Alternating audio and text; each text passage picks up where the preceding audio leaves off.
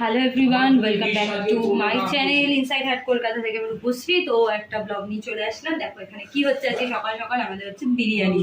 তো বিরিয়ানির জন্য যেখানে আলু ভাজবো, আর এখানে পেঁয়াজের বেরেস্তার চিকেনের জন্য পেঁয়াজ রেডি, টমেটো রেডি, আলুটা এখানে ফ্রাই হবে, এখানে চাল বসিয়ে দিয়েছি। আর আমার সাথে হেল্প করছে দিদি। আর ওখানে বিরিয়ানি মশলা হচ্ছে, আর চিকেনটাও এখানে ম্যারিনেট করে রাখা আছে। এই যে, তো চলো ঝটপট করে রান্নাটা করি। তোমরা সঙ্গে থাকো, সাথে থাকো, তোমাদের সাথে আমার পরে দেখা হচ্ছে।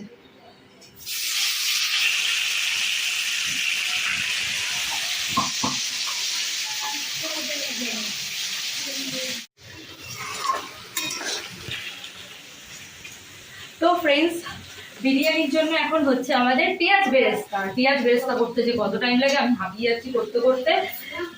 এটাই সব থেকে একটা বিরক্তকর কাজ বিরিয়ানিতে, যে পেঁয়াজ বেরেস্তাটা ভাজতে প্রচুর টাইম লেগে যায়। তো বড় গ্যাসটাতেই বসিয়েছি, হচ্ছে। আর এখানে দেখো রাইস আমাদের হয়ে গেছে মোটামুটি অলমোস্ট। আমি এখানে উপর করে রেখেছি। আর এটার মধ্যে আছে চিকেন। তো এই যে এর মধ্যে কেশর আর এর মধ্যে অল্প দুধ দিয়ে ভিজিয়ে রেখে দেবো।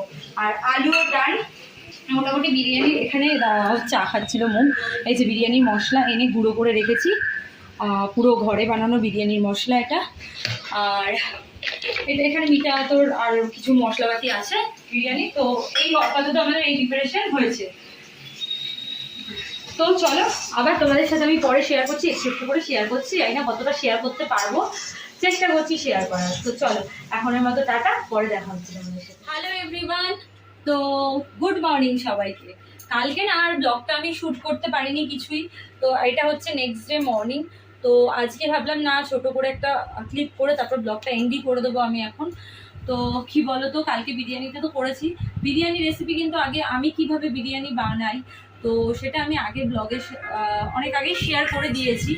তো তোমরা কিন্তু যারা আমার রেগুলার বেসিসে আমার ব্লগ ফলো করো বা দেখো, তোমরা জানতে পারবে যে আমি কী করে বিরিয়ানি করে, যারা দেখেছো। আর তাই জন্য আমি আর বিরিয়ানির কোনো রেসিপি সেভাবে শেয়ার করি, হালকা হালকা করে ব্লগ করছিলাম, যেটা আমি নর্মালি করে থাকি। আর এরকম টাইপের ছোটো ছোটো ব্লগই তোমরা জানো আমি বানাই, করি। তোমরা এগুলোই পছন্দ করো, তাই জন্য আমারও করতে বেশি, আমিও এরকম ছোটো ছোটো মিনি ব্লগ করতে বেশি উৎসাহ পাই। আর এটাই। এখন তো সকালবেলা আমি রান্নাবান্না হয়ে গেছে, রান্না হয়েছে ডাল, চিকেন হয়েছে, আগে চিকেন কষা। আর আপাতত আরেকটা কি যেন ভাজা, কিছু একটা ভাজা করছি, ঢেঁড়সের ভাজা। তো লেডিস ফিঙ্গার ফ্রাই, এটাই। তো আর কিছু না, আজকে সিম্পল রেসিপি। ডালটা হচ্ছে আম দিয়ে টক ডাল, তো এটাই। আর তোমরা কিন্তু এই চ্যানেল থেকে কিন্তু মেম্বারশিপ অন রয়েছে, এই চ্যানেল থেকে মানে ইনসাইড হাট কলকাতা থেকে মেম্বারশিপ অন রয়েছে। তোমরা চাইলে এখান থেকে মেম্বারশিপ নিতে পারো।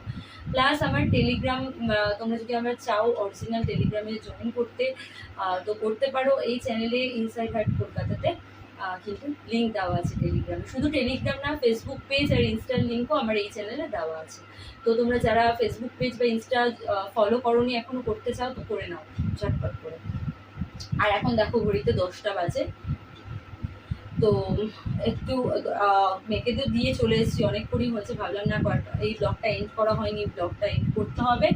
আর ঘরে কয়েকটা কাজ আছে, সেগুলো করবো। প্লাস টেলিগ্রামে কটা ব্লগ করতে হবে আমাকে, তো সেগুলো এখন করবো।